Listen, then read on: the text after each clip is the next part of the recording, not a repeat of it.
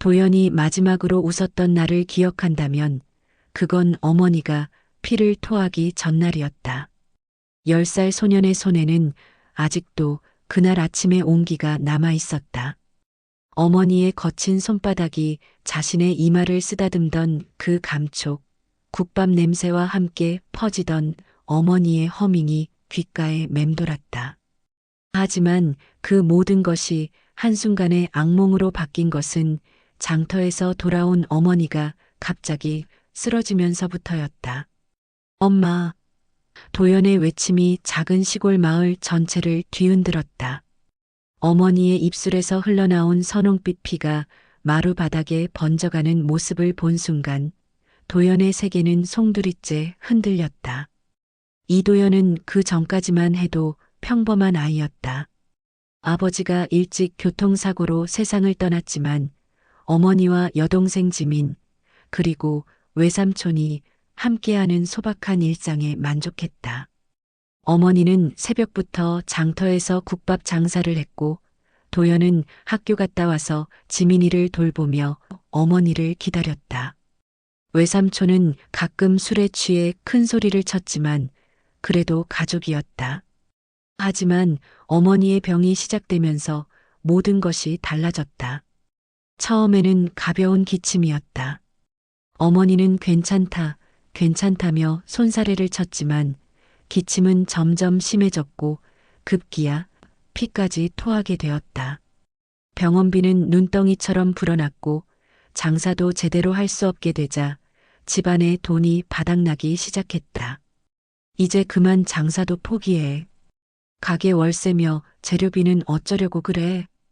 외삼촌의 목소리는 날이 갈수록 차가워졌다. 어머니가 병상에 누워있는 동안 그는 집안일을 도맡아야 하는 것에 대해 불만을 토로했다. 오빠, 조금만 더. 내가 나으면. 어머니의 목소리는 바람에 흔들리는 갈대처럼 약해져만 갔다. 도연은 그 모든 것을 지켜봐야 했다. 10살 소년에게는 너무나 무거운 현실이었다. 지민이가 배가 고프다며 올 때마다, 어머니가 기침으로 고생할 때마다, 외삼촌이 술에 취해 집안을 어지럽힐 때마다 도연은 자신이 어른이 되어야 한다는 압박감을 느꼈다. 그리고 드디어 그날이 왔다. 어머니가 마지막 숨을 거둔 그 겨울날, 도연의 어린 시절은 완전히 끝이 났다. 장례를 치르고 나자 외삼촌은 냉정하게 말했다. 이제 너희들 알아서 살아야 한다. 나도 내 살 길을 찾아야 해. 그렇게 도연과 지민은 세상에 홀로 남겨졌다. 친척들은 하나둘씩 연락을 끊었고 이웃들의 시선은 동정에서 귀찮음으로 변해갔다. 굶주림과 추위, 그리고 절망이 두 남매를 짓눌렀다. 하지만 도연은 포기할 수 없었다. 지민이가 있었기 때문이다. 어린 누이의 손을 꼭 잡고 그는 어둠 속에서도 희망의 불씨를 지켜나가려 했다. 운명의 실타래는 가장 절망적인 순간에 풀리기 시작한다. 3일째 굶고 있던 도연과 지민이는 이미 걸음조차 휘청거렸다. 마을 사람들의 시선은 처음에 동정에서 이제는 노골적인 회피로 바뀌어 있었다. 아이들이 지나가면 문을 닫고 쓰레기통마저 뒤지지 못하게 쫓아냈다. 오빠, 더 이상 못 걸어. 지민이가 도연의 팔에 매달렸다. 도연은 동생을 업으려 했지만 자신도 기운이 없어 비틀거렸다. 그때 눈앞에 철물점이 보였다. 장영수의 가게였다. 마을에서 가장 무서운 사람으로 통하는 그였지만 도연은 더 이상 선택의 여지가 없었다.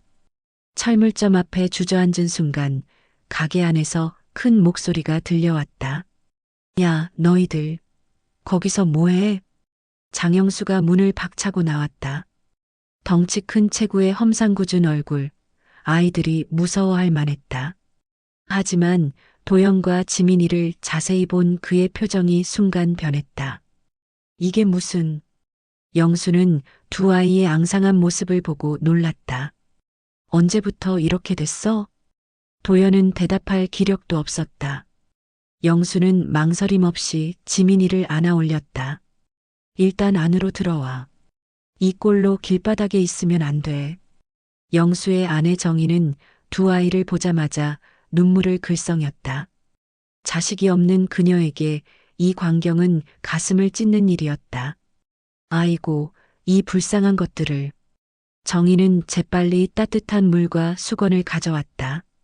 빨리 씻기고 뭐라도 먹여야 해요. 그때 방에서 나온 태호가 상황을 보더니 얼굴을 찌푸렸다. 아빠, 또 시작이네요? 태호의 목소리에는 짜증이 묻어 있었다. 지난번에도 떠돌이 강아지 데려와서 결국 어떻게 됐는지 벌써 잊었어요? 태호야, 이건 다른 문제야. 영수의 목소리가 단호해졌다. 다르긴 뭐가 달라요? 어차피 며칠 있다가 또 내보낼 거면서. 태호는 도연을 위아래로 훑어보며 코웃음을 쳤다. 얹혀살이들이 또 늘었네. 도연의 얼굴이 붉어졌다. 하지만 지민이를 생각하면 아무 말도 할 수 없었다. 태호. 영수가 아들을 꾸짖었지만 태호는 이미 돌아서서 자기 방으로 들어가 버렸다.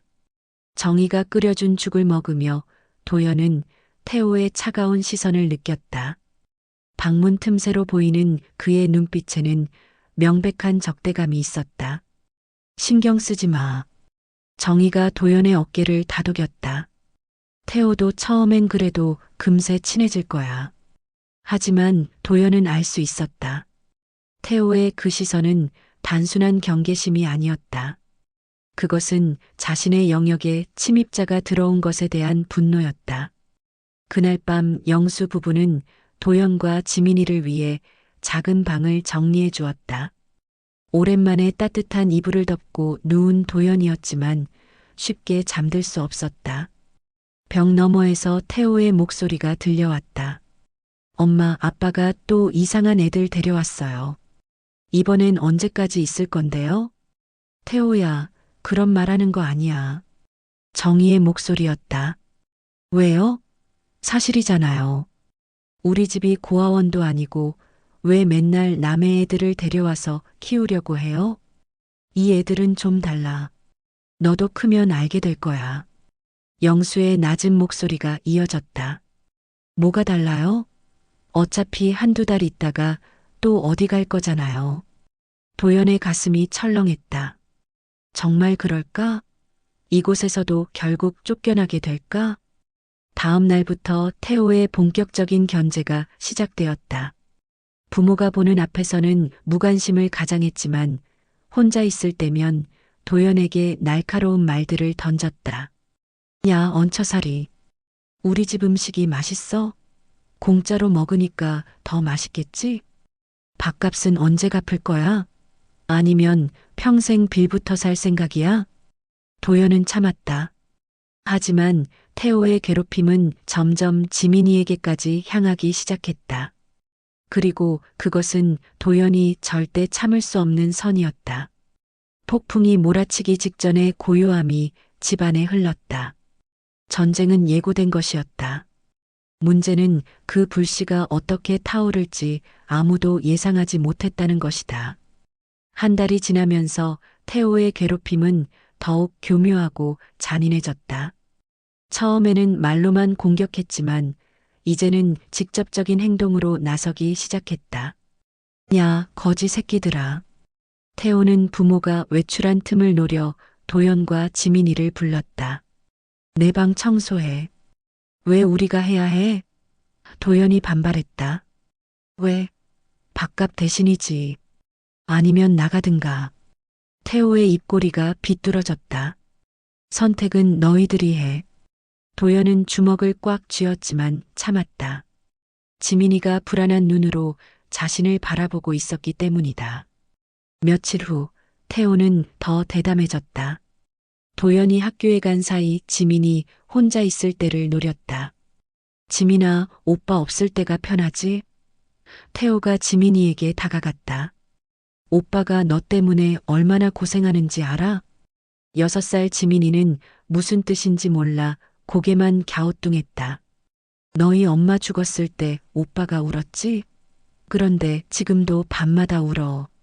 너 때문에 고생한다고. 태호의 말은 잔혹했다.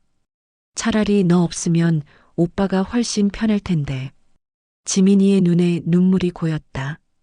태호는 만족스러운 표정으로 자리를 떠났다. 그날 저녁 도연이 돌아왔을 때 지민이는 평소와 달리 말이 없었다. 지민아, 왜 그래? 어디 아파? 오빠, 나 때문에 오빠가 힘들어? 지민이의 목소리가 떨렸다. 뭔 소리야? 누가 그런 말 했어? 도연의 목소리가 날카로워졌다. 지민이가 태호의 말을 전하자 도연의 얼굴이 일그러졌다. 하지만 그는 화를 누르고 동생을 달랬다. 그런 말 믿으면 안 돼. 오빠는 지민이가 있어서 더 힘이 나는 거야.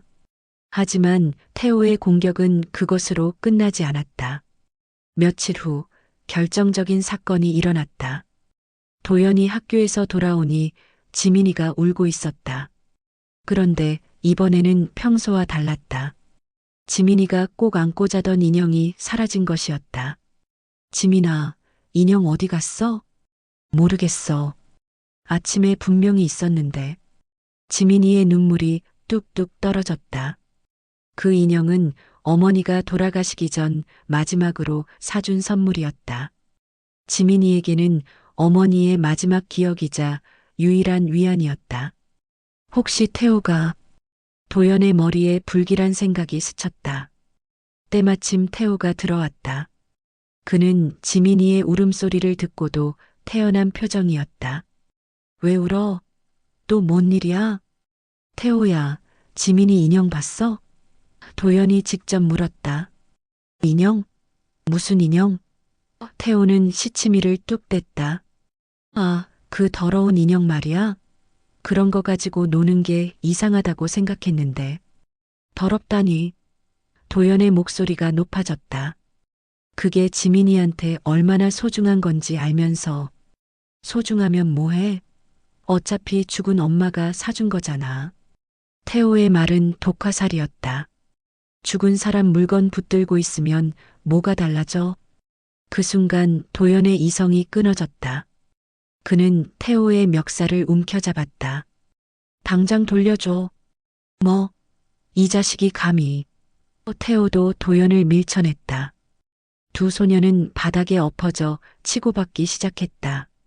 도연의 분노는 한 달간 쌓인 모든 것들이 터져 나오는 것이었다. 태호 역시 자신의 영역을 침범한 침입자에 대한 분노를 주먹에 실었다. 그만해. 지민이가 울부짖었지만 두 소녀는 멈추지 않았다. 무슨 일이야? 영수의 목소리가 천둥처럼 집안을 흔들었다. 영수는 두 아이를 떼어놓고 상황을 파악하려 했다.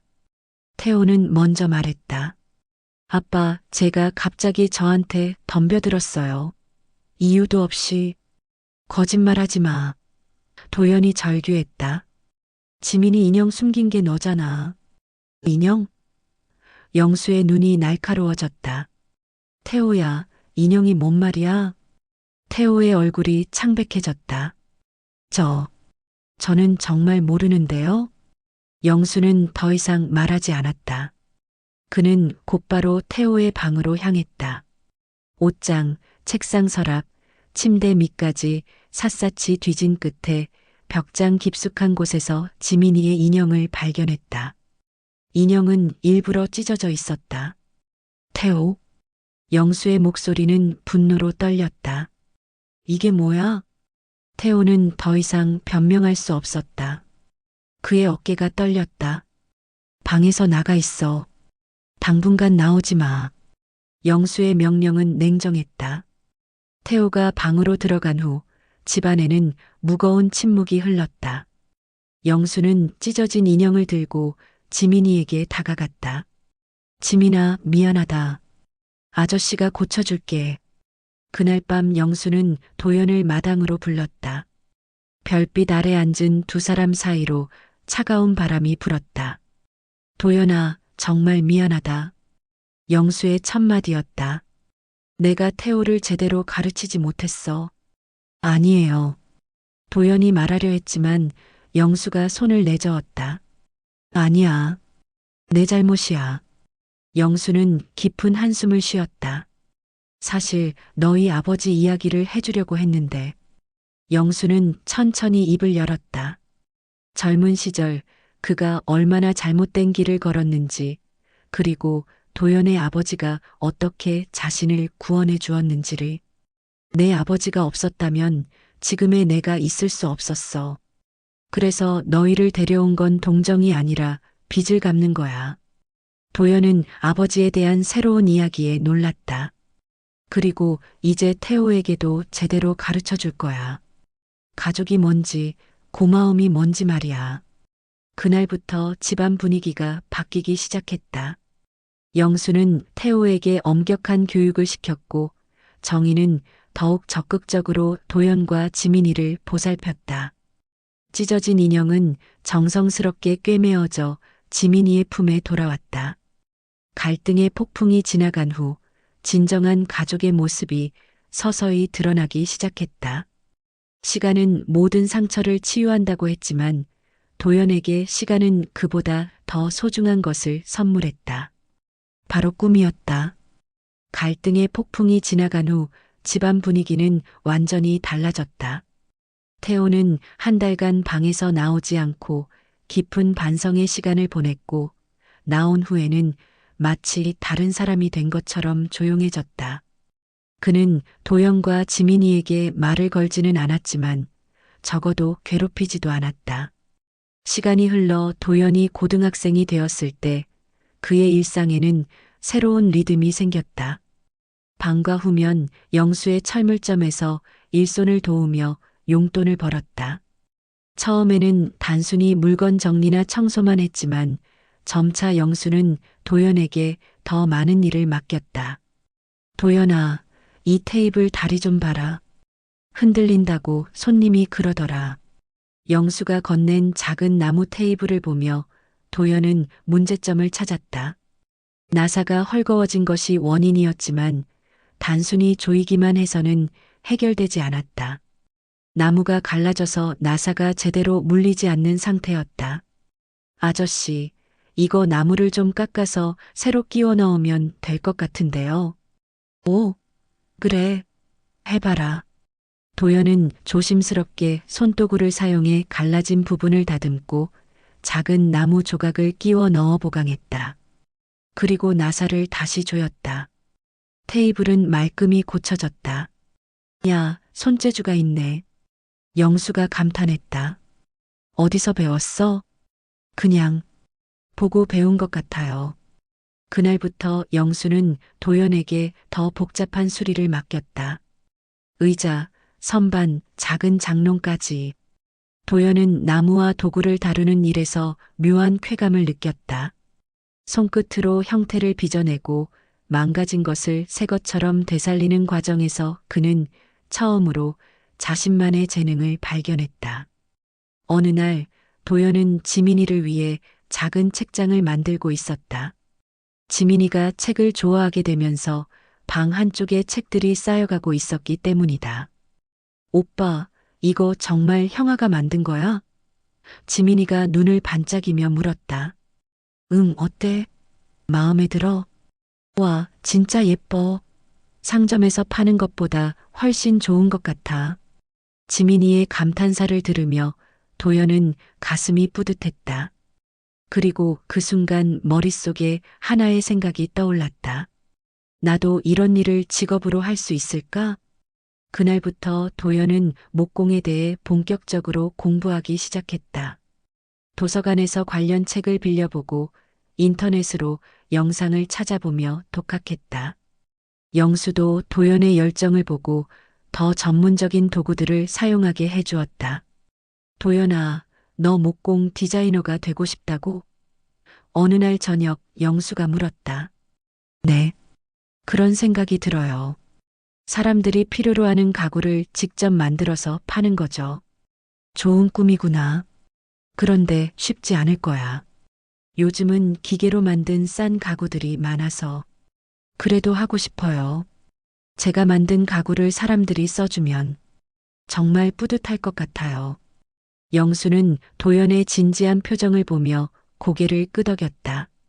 한편 지민이는 공부에 전념해 우수한 성적을 거두고 있었다. 장학금을 받아 사교육비 걱정 없이 공부할 수 있게 되었고 꿈도 뚜렷해졌다. 교사가 되어 어려운 아이들을 도우고 싶다는 것이 그녀의 꿈이었다. 오빠, 나도 나중에 오빠처럼 사람들을 도와주는 일을 하고 싶어. 지민이는 벌써 충분히 착하고 똑똑해. 분명 좋은 선생님이 될 거야. 그리고 놀랍게도 태호와의 관계에도 변화가 생겼다. 오랜 침묵을 깨고 태호가 먼저 말을 걸어온 것이었다. 야, 도연아. 어느 날 태호가 도연이 작업하는 모습을 지켜보며 말했다. 응? 그거 잘 만드네. 고마워. 그것은 태호가 도연에게 건넨 첫 번째 칭찬이었다. 비록 어색했지만 그 한마디는 두 소년 사이의 얼음을 녹이는 시작이었다. 며칠 후 태호는 더 적극적으로 다가왔다. 도연아, 나도 좀 가르쳐 줄래? 나무 깎는 거. 정말? 괜찮아? 응, 재미있어 보여. 도연은 태호에게 기초적인 목공 기술을 가르쳐 주었다. 처음에는 서투르던 태호도 점점 요령을 터득해 갔다. 함께 작업하는 시간이 늘어나면서 두 소녀는 자연스럽게 대화를 나누게 되었다. 도연아, 미안해. 예전에 너무했지? 이제 그런 얘기 안 해도 돼. 아니야, 해야 돼. 정말 잘못했어. 특히 지민이한테. 태호의 진심 어린 사과를 받으며 도연은 마음속 깊은 곳에 있던 응어리가 풀리는 것을 느꼈다. 고등학교 3학년이 되었을 때 도연은 진로를 확실히 정했다. 대학에서 목공 디자인을 전공하고 나중에는 자신만의 작업실을 여는 것이 목표였다. 영수는 그런 도연을 전폭적으로 지원했다. 도연아, 내가 꿈을 이루면 아저씨도 정말 자랑스러울 거야. 내 아버지도 하늘에서 기뻐하실 거고. 그 말을 들으며 도연은 다시 한번 다짐했다. 반드시 성공해서 자신을 키워준 영수 부부에게 보답하겠다고. 그리고 지민이에게도 든든한 오빠가 되어주겠다고. 새로운 꿈은 도연의 삶에 빛을 가져다 주었다. 과거의 상처는 여전히 남아 있었지만 미래에 대한 희망이 그 모든 것을 이겨낼 힘을 주었다. 세월이 흘러 도연은 목공 디자이너로 자리 잡았고 자신의 작업실을 열었다. 그 과정이 순탄했던 것은 아니었다. 대학 졸업 후 서울의 작은 가구 공방에서 2년간 견습생으로 일하며 실력을 키웠지만 독립 자금을 모으기까지는 더 많은 시간이 필요했다. 도연은 주말마다 부업을 하고 야간에는 개인 주문을 받아 작은 소품들을 만들며 한 푼 두 푼 돈을 모았다. 그 모든 시간 동안 영수와 정희는 변함없이 도연을 지켜봤다. 월급이 적어 생활비를 보내지 못할 때도 명절에 집에 내려가지 못할 때도 한 번도 원망하지 않았다. 오히려 걱정 말하며 용기를 북돋아 주었다. 도연아, 천천히 해. 급할 것 없어. 영수의 목소리는 언제나 든든했다. 지민이는 교육대학을 졸업하고 초등학교 교사가 되었다. 첫 발령지가 산골의 작은 분교였지만 지민이는 오히려 기뻐했다. 오빠, 나는 정말 필요한 곳에서 일하고 싶어. 도시보다 이런 곳이 더 의미 있는 것 같아. 태호는 대학에서 기계공학을 전공한 뒤 아버지의 철물점을 현대화하는 일에 매진했다. 온라인 쇼핑몰을 만들어 매출을 늘리고 인근 지역 목공소들과 거래처 네트워크를 확장했다. 예전의 건방진 모습은 온데간데 없이 사라졌다. 도연이가 목공 일을 시작한 덕분에 우리 가게 목공 도구 매출이 늘었어요. 태호는 진심으로 고마워했다. 드디어 도연이 작업실을 열 수 있는 날이 왔다. 위치는 시내에서 조금 떨어진 조용한 주택가, 1층 상가 한 칸이었다. 넓지는 않았지만 채광이 좋고 작업하기에 충분했다. 개업 준비를 하면서 도연은 특별한 선물을 준비했다. 영수 부부를 위한 찻상이었다. 전통 목가구의 기법을 바탕으로 현대적 감각을 더한 작품이었다. 호두나무로 만든 상판에는 은은한 나뭇결이 흘렀고 다리 부분에는 섬세한 조각을 새겨 넣었다. 개업식 날 마을 사람들이 하나둘 축하하러 왔다. 도연이 어릴 때부터 지켜봐 온 이웃들, 대학 동기들, 서울에서 함께 일했던 동료들까지 작은 작업실이 사람들로 가득 찼다. 하지만 도연에게 가장 소중한 사람들은 따로 있었다. 영수와 정희 그리고 태호. 특별히 휴가를 내고 내려온 지민이. 도연의 진짜 가족들이었다. 이제 테이프 커팅을 하겠습니다. 간단한 축하 인사가 오간 후 도연이 마지막 인사를 할 차례가 되었다. 그는 사람들 앞에 서더니 영수 부부를 향해 걸어갔다. 잠깐만요. 도연이 말했다. 제가 꼭 하고 싶은 말이 있어요. 작업실이 조용해졌다. 도연은 영수 부부 앞에 서서 깊숙이 고개를 숙였다. 아버지, 어머니. 목소리가 떨렸다. 제가 여기까지 올 수 있었던 건 두 분 덕분입니다. 영수의 눈가에 벌써 눈물이 맺혔다. 10살 때 길바닥에서 얼어 죽을 뻔했던 저와 지민이를 거두어 주시고 친자식처럼 키워주셨습니다. 아니, 친자식보다 더 아껴주셨죠. 정희가 손수건을 꺼내 눈을 닦았다. 처음에는 왜 저희를 도와주시는지 몰랐어요. 하지만 나중에 알게 됐죠. 아버지와의 인연 때문이라는 것을, 그리고 그게 진짜 가족의 마음이라는 걸. 도연은 다시 한번 깊게 절했다. 목공의 재미를 알려주시고 꿈을 키울 수 있게 해주신 은혜, 평생 잊지 않겠습니다. 그때 영수가 도연을 일으켜 세웠다. 도연아, 그만해. 우리야말로 고마워해야지. 맞아. 정희도 도연의 손을 잡았다. 너희들이 와서 우리가 진짜 가족이 됐어. 고마운 건 우리야. 태호도 다가와 도연의 어깨에 손을 올렸다. 도연아, 넌 정말 대단한 사람이야. 너한테 배울 게 많아. 지민이는 이미 눈물범벅이 되어 있었다.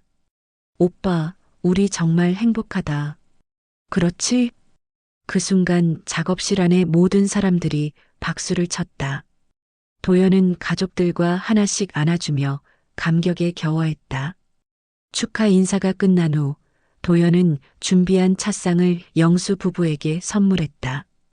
이거 제가 두 분을 위해 만든 거예요. 매일 차 드실 때 사용하세요. 아이고, 이런 좋은 걸.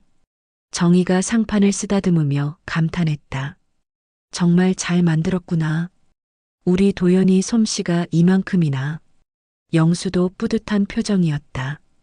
해가 저물고 사람들이 하나둘 돌아간 후 가족들만 남았다. 5명이 둘러앉아 치킨과 맥주로 소박한 뒤풀이를 했다. 도연아, 첫 주문은 우리 집 식탁으로 해라. 영수가 말했다. 그래, 우리 식탁 다리 하나가 짧아서 맨날 흔들려. 정희도 맞장구 쳤다. 저희 학교 교무실 책장도 하나 만들어줄 수 있어. 형아? 지민이가 물었다. 당연하지. 가족 주문은 무료야. 무료는 무슨. 태호가 웃었다. 도연아, 장사 그렇게 하면 망해. 다들 웃음을 터뜨렸다. 도연은 이 순간이 영원히 계속되길 바랐다. 밤이 깊어 가족들이 집으로 돌아간 후 도연은 혼자 작업실에 남았다. 정리를 마치고 의자에 앉아 조용한 공간을 둘러보았다. 여기서 새로운 시작이다. 아니, 사실 시작은 이미 오래전에 되었었다. 영수 부부를 만난 그날부터 어머니와 아버지에 대한 그리움은 여전히 마음 한구석에 있었다. 아마 평생 남아있을 것이다. 하지만 이제 그 그리움이 아픔이 아닌 힘이 되었다. 사랑받았던 기억이 새로운 사랑을 만들어내는 원동력이 된 것이다. 도연은 작업대 위에 놓인 나무 조각을 만졌다.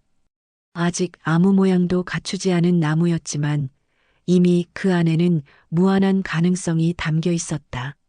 마치 자신의 인생처럼. 창밖으로 봄밤의 별들이 반짝였다. 도연은 마음속으로 조용히 말했다. 엄마, 아빠, 저 잘 살고 있어요.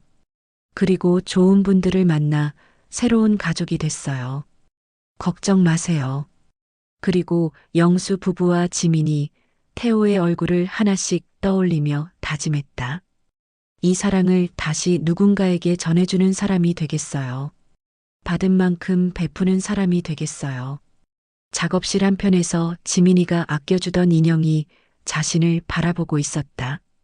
한때 찢어졌다가 다시 꿰매어진 그 인형처럼 상처받은 마음도 사랑으로 치유될 수 있다는 걸 도연은 이제 알았다.